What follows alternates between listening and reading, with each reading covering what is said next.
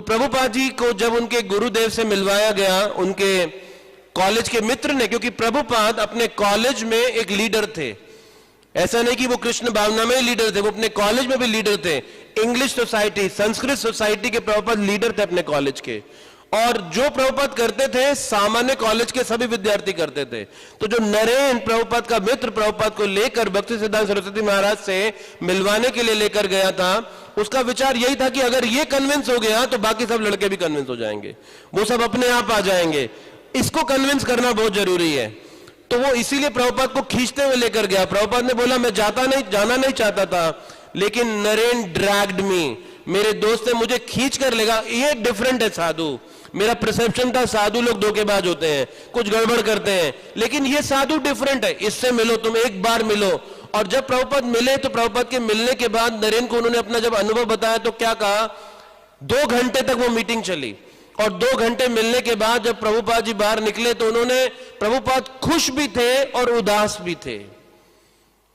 और वो नरेन से कहते हैं कि मैं क्यों खुश हूं, क्योंकि प्रभुपाद जी ने कहा चैतन्य महाप्रभु का आंदोलन सही हाथ में है।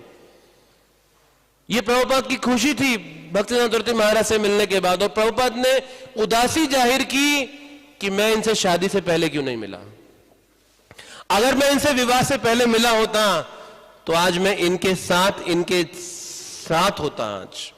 और ये प्रभुपाद जी की 2 भावनाएं थी अपने गुरुदेव से मिलने के बाद। लेकिन भक्ति सिद्धांत सरस्वती महाराज ने प्रभुपाद को देखते ही पहचाना, और प्रभुपाद को यह नहीं जानते थे कि वो इंग्लिश भाषा जानते हैं, वो इंग्लिश सोसाइटी के लीडर थे। भक्ति सिद्धांत सरस्वती महाराज ने कहा you seems to be educated, तुम पढ़े लिखे लगते हो, अंग्रेजी भाषा में प्रचार करो। अब भक्ति सिद्धांत सरस्वती महाराज कैसे जानते हैं कि वो अंग्रेजी भाषा जानते हैं, और क्या वो स्टेटमेंट दे रहे हैं जो प्रभुपाद जी के लिए लाइफ का मिशन बनने जा रहा है, जो इस विश्व के मानचित्र के ऊपर एक बहुत बड़ा प्रभाव दिखाने जा रहा है। ये एक साधारण सा कहा गया वाक्य, दिखने में कितना साधारण है कि तुम पढ़े लिखे दिखते हो, क्यों नहीं तुम प्रचार करते हैं अंग्रेजी भाषा के अंदर। एक साधारण से दिखने वाला वाक्य ने इतिहास बना दिया, ये आज हिस्ट्री है, और ये वाक्य ने कितने लोगों का जीवन बदल दिया। एक शुद्ध भक्त के मुख से निकली हुई कैजुअल टॉक भी कैजुअल नहीं है, और एक कंडीशन सोल के मुख से निकली हुई ग्रेट टॉक भी साधारण है, वो वर्थ नहीं है।